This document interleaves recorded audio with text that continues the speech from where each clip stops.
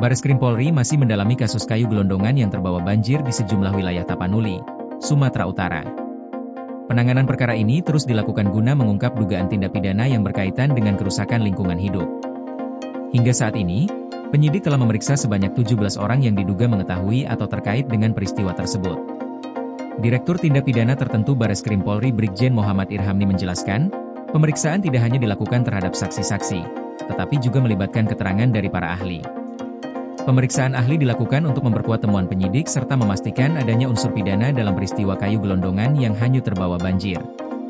Namun demikian, pihak kepolisian belum membeberkan secara rinci bidang keahlian apa saja yang sedang dimintai keterangan. Kasus kayu gelondongan yang ditemukan di wilayah Garoga, Kabupaten Tapanuli Utara, hingga Anggoli, Kabupaten Tapanuli Tengah, telah resmi dinaikkan ke tahap penyidikan. Peningkatan status perkara ini dilakukan setelah penyidik menemukan adanya indikasi kuat pelanggaran hukum. Meski sudah masuk tahap penyidikan, hingga kini belum ada pihak yang ditetapkan sebagai tersangka dalam kasus tersebut. Sebelumnya, Bareskrim Polri memastikan bahwa peningkatan status perkara dilakukan setelah ditemukan 2 alat bukti yang sah. 2 alat bukti tersebut menguatkan dugaan terjadinya peristiwa kerusakan lingkungan hidup yang berkaitan dengan aktivitas perusakan hutan. Kerusakan tersebut diduga menjadi penyebab utama terjadinya banjir yang membawa kayu-kayu gelondongan ke aliran sungai dan permukiman warga.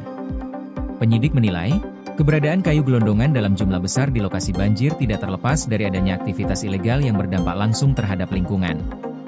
Oleh karena itu, penyidikan difokuskan untuk menelusuri asal-usul kayu, pola aktivitas yang terjadi di kawasan hutan, serta pihak-pihak yang diduga bertanggung jawab. Bareskrim Polri menegaskan akan terus mendalami perkara ini secara menyeluruh dan profesional. Proses penyidikan dilakukan untuk memastikan penegakan hukum berjalan sesuai ketentuan serta memberikan kepastian hukum, sekaligus sebagai upaya mencegah terulangnya kerusakan lingkungan yang berpotensi menimbulkan bencana bagi masyarakat. Koordinasi PLN dengan TNGL jelang Hari Kesaktian Pancasila, listrik terbangun, alam tetap lestari. Panen perdana garam Aceh. PLN hadirkan energi untuk UMKM di momen menyambut Hari Kesaktian Pancasila.